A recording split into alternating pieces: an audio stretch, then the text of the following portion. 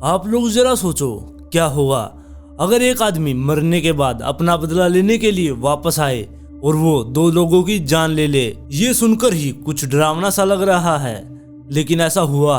और कौन था वो आदमी और कैसे हुई उसकी मौत और उसके वापस आने का कारण जानेंगे इस वीडियो में। तो बने रहे हमारे साथ इस वीडियो के आखिर तक। नमस्कार दोस्तों, मैं हूं अंकित और मैं आज फिर से हाजिर हूं एक और सच्ची और भूतिया कहानी लेकर, जिसे सुनकर आप लोग सोचने पर मजबूर हो जाएंगे कि क्या सच में ऐसा कुछ हो सकता है। अगर आपके साथ या आपके किसी दोस्त के साथ ऐसा कभी कुछ हुआ है तो आप अपनी स्टोरी मेरे साथ मेरे इंस्टाग्राम पर शेयर कर सकते हैं। मैं इंस्टाग्राम का लिंक आपको डिस्क्रिप्शन में दे दूंगा। अगर इस चैनल पर नए हैं तो चैनल को सब्सक्राइब कर ले। वीडियो पसंद आए तो लाइक एंड शेयर जरूर करें। चलिए चलते हैं आज की कहानी पर। ये कहानी कमल और उसकी वाइफ की है। कमल एक शकी किस्म का इंसान था और वो बहुत ज्यादा शराब भी पिया करता और शराब पीकर वो अपनी पत्नी के साथ मारपीट करता और ऐसे ही उनकी जिंदगी चल रही थी। आगे जाकर कमल की जो पत्नी थी उसका चक्कर कमल के ही एक दोस्त विशाल के साथ शुरू हो जाता है, लेकिन कमल को इसके बारे में कुछ नहीं पता था। फिर कमल को किसी बाहर वाले ने बताया कि तुम्हारी बीवी का चक्कर तुम्हारे बहुत अच्छे दोस्त के साथ चल रहा है।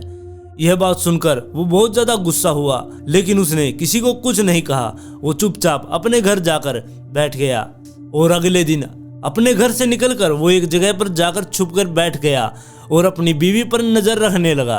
और उसके थोड़ी देर बाद उसकी बीवी अपने घर से निकलती है कमल के दोस्त विशाल से मिलने के लिए। फिर कमल की पत्नी उस जगह पर पहुंच जाती है जहां पर वो अपने आशिक से मिला करती। कमल भी उसके पीछे छुपते छुपाते उस तक पहुंच जाता है। कमल सीधा ही अपनी पत्नी के पास चला गया। कमल को देखकर विशाल तो वहां से चला गया, लेकिन कमल अपनी पत्नी को वहां पर मारने लगा। लेकिन पत्नी बहुत ज्यादा चिल्ला रही थी कि मुझे क्यों मार रहे हो। लेकिन कमल उसे बहुत ज्यादा पीटता है और जब झगड़ा खत्म हो जाता है उसके बाद कमल की पत्नी कहीं चली जाती है और कमल अपने घर को वापस आता है। जब कमल अपने घर के सामने पहुंचा तो गांव के लोग उसे अजीब नजर से देख रहे थे। शायद गांव वालों को पता चल गया था कि वो अपनी पत्नी के साथ मारपीट करके आया है। कमल ने चारों तरफ देखा और फिर अपने घर में चला गया। कमल की पत्नी उस घर में वापस नहीं आई। शायद हो सकता है कि वो अपने मायके चली गई हो। और कमल पूरा दिन घर से बाहर नहीं निकला। कमल के 2-3 घर छोड़कर एक आंटी रहा करती। 11 साढ़े 11 बजे वो आंटी कमल के लिए खाना लेकर आती है कि इसकी पत्नी तो घर पर है नहीं, तो मैं जाकर उसे खाना खिला देती हूँ। उस आंटी ने कमल के घर पर आकर उसका गेट खटखटाया, लेकिन अंदर से कोई भी आवाज नहीं आ रही थी। फिर वो आंटी अपने घर वापस चली जाती है और अगले दिन भी वो गेट नहीं खोलता। तो ये सब चीजें उसके मोहल्ले वाले नोटिस कर रहे थे कि कल से ये गेट नहीं खोल रहा। तब सभी मोहल्ले के लोग इकट्ठा होकर उसका गेट तोड़ने आते हैं, लेकिन गेट बहुत ही स्ट्रांग था, वो किसी से नहीं टूटता। फिर उनमें से एक लड़का दरवाजे के ऊपर बनी एक खिड़की में देखने के लिए वहां पर सीढ़ी लगाकर चढ़ता है। वो जैसे ही ऊपर की तरफ जाता है वो उसी स्पीड से नीचे वापस आ जाता है और बहुत ज्यादा डरा हुआ था। मोहल्ले वालों ने उससे पूछा कि क्या हुआ। तब उसने बताया कि वो वहां पर लटका हुआ है, उसकी आंखें निकली हुई है और जीभ भी बहुत लंबी हो रखी है। गांव वाले ये बात सुनकर चौंक जाते हैं और ये सब बात बताकर वो लड़का वहां से भाग गया। उसके बाद पुलिस को फोन किया गया और उसके रिलेटिव्स को भी। फिर पुलिस के द्वारा उसके शरीर को नीचे उतारा गया। फिर सभी मोहल्ले वालों ने मिलकर उसका अंतिम संस्कार कर दिया।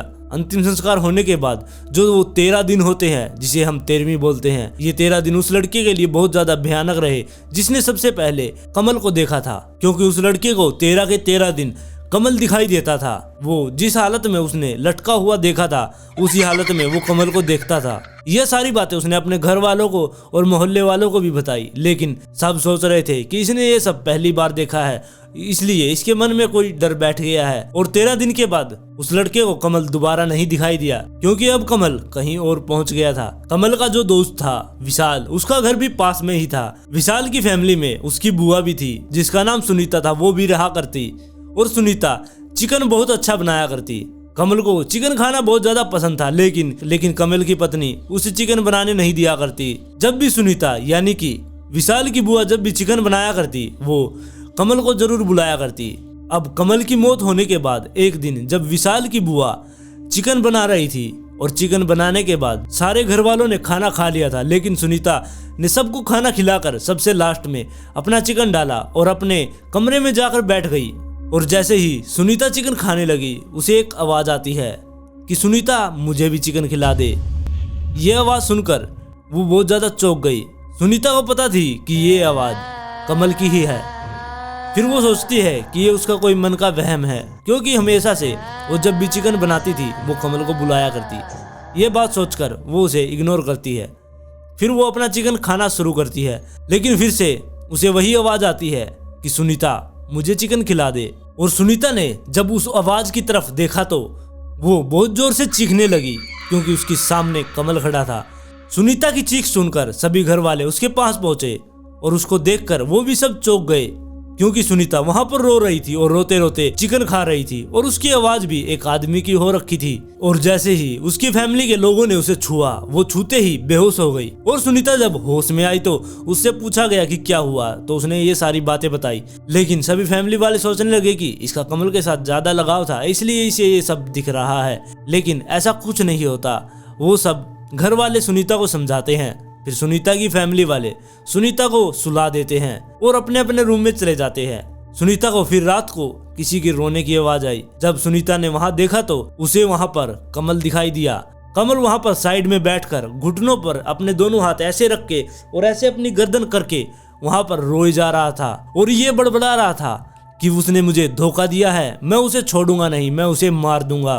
कमल को देखकर सुनीता फिर से चिल्लाने लगती है और उसके चीखने की आवाज सुनकर सभी घर वाले वापस से वहां पर आ जाते हैं। फिर वो सभी घर वालों को बताती है कि कमल मेरे सामने बैठा था। फिर विशाल के मम्मी पापा सुनीता को अकेला नहीं छोड़ते, वो रात को उसी के पास रुकते हैं और सुबह होते ही उसे तांत्रिक के पास लेकर जाते हैं। फिर तांत्रिक ने बताया कि जो लड़का आपके पड़ोस में रहता था ये आत्मा उसी की थी, उसका सुनीता के साथ बहुत ज्यादा लगाव था। सुनीता उसे हमेशा चिकन खिलाया करती, इसलिए जब आपके घर में अब चिकन बना तो वो चिकन खाने के लिए आ गया और वो सुनीता दिखते ही वो सुनीता के शरीर में प्रवेश कर गया।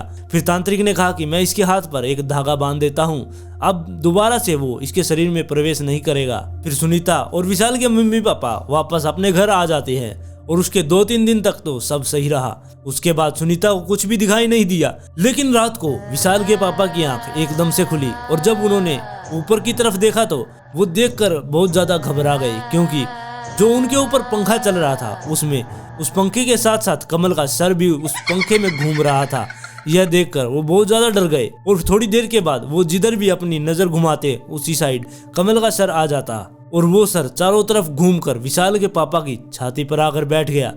छाती पर सर आते ही विशाल के पापा जोर से चिल्लाने लगे। उनकी चीख सुनकर सभी लोग उनके पास आए। तब उन्होंने बताया कि मैंने कमल के सर को यहाँ पर घूमता हुआ देखा था और वो मेरी छाती पर आकर बैठ गया था। तब बुआ ने कहा कि आप मेरी बातों पर विश्वास नहीं कर रहे थे, अब पता चला ना कि कमल यहीं पर है। तब जाकर विशाल के पापा ने ये माना कि कमल की आत्मा यहीं पर घूम रही है। फिर दोबारा से विशाल के पापा उस तांत्रिक को फोन करते हैं और अपने घर बुलाते हैं। फिर तांत्रिक अगले दिन 12 बजे तक उसके घर में पहुंच जाता है। वहां पर जाकर वो घर का जायजा लेता है और तांत्रिक सब घर वालों से कहता है कि हाँ वो आत्मा यहीं पर है। और तांत्रिक ने कहा कि इन सभी औरतों को घर से बाहर निकाल दो, क्योंकि मैं अब उस आत्मा को यहाँ पर बुलाऊंगा और उस आत्मा को देखकर इनमें से कोई भी औरत डर गई तो वो आत्मा इनके शरीर में प्रवेश कर जाएगी। इसलिए तांत्रिक के कहने पर वो सारी औरतें बाहर निकल गई। सभी औरतों के घर से बाहर जाने के बाद तांत्रिक वहां पर बैठा और अपने झोले से एक नारियल निकाला और नारियल बीच में रखकर सबसे कहा कि अगर ये नारियल अपनी जगह पर घूमने लगेगा तो मतलब कि आपके घर में आत्मा है।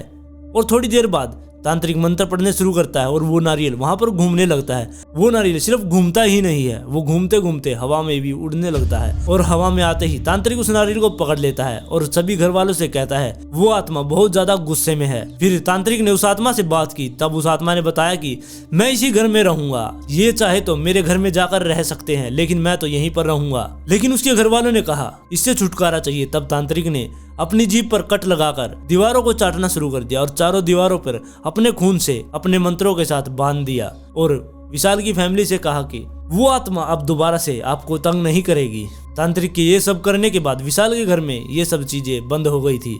फिर एक दिन विशाल कमल के घर के आगे से बाइक लेकर जा रहा था और जैसे ही विशाल कमल के घर के आगे से बाइक लेकर निकला उसकी बाइक स्लिप हो गई और बहुत भयानक तरह से वो नीचे गिरा। लेकिन इतनी गंदी तरह से गिरने के बाद भी उसे कुछ खरोचे ही आई। तब वहां पर लोगों ने पूछा कि क्या हुआ। तब उसने बताया कि मैं बाइक चला रहा था, एकदम से मेरे सामने कमल आकर खड़ा हो गया और एकदम से मेरा बैलेंस बिगड़ गया और मैं नीचे गिर गया।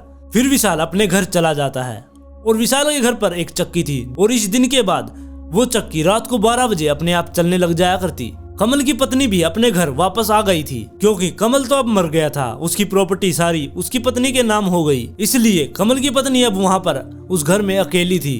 कमल चाहता तो अपने घर में जाकर आसानी से बदला ले सकता था, लेकिन वो क्यों रुका हुआ था?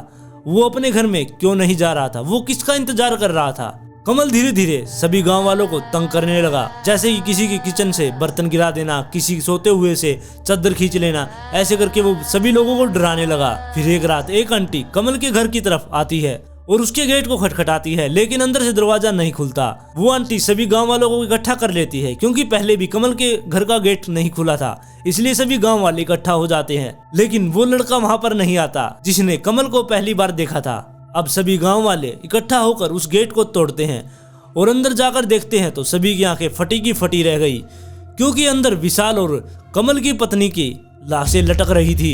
लेकिन किसी को ये नहीं पता चला कि इन दोनों की मौत कैसे हुई, इन दोनों ने यहाँ पर फांसी क्यों लगाई। ये राज आज भी राज ही है, या फिर कमल अपना बदला लेने के लिए इस दिन का इंतजार कर रहा था कि कब ये दोनों इकट्ठा हों और इन दोनों को साथ में मारूं। आप लोग इस बारे में क्या सोचते हैं कि क्या सच में एक आत्मा बदला ले सकती है? आप अपनी राय मुझे कमेंट में दें। अगर इस चैनल पर नए हैं तो चैनल को सब्सक्राइब कर लें। वीडियो पसंद आई तो लाइक एंड शेयर जरूर करें।